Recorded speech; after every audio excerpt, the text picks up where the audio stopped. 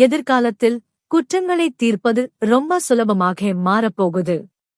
ஒரு துளி TNUDவை எடுத்து சந்தேக நபரின் சரியான 3D ஹாலோகிராமை உருவாக்கக்கூடிய ஒரு புதிய இயந்திரம் எங்களிடம் இருந்தது. அதிகாரி எவன்ஸை பொறுத்தவரை ஒரு கொடூரமான கொலை வழக்கை முடிப்பது கொலையாளியின் TNUDவை மெஷினில் செலுத்துவது போல எளிமையானது. ஒளியின் கூண்டில் சிக்கிய ஒரு அமைதியான பேயின் மின்னும் உயிருள்ள உருவம் அவருக்கு முன் தோன்றியது. ஆனால் ஒரு இரவு வளாகத்தில் தனியாக இருந்தபோது இயந்திரம் தானாகவே ஸ்டார்ட் ஆகுது. ஹாலோகிராம் மின்னியது. அதன் கண்கள் பயமுறுத்துவதைப் போல் தோன்றியது.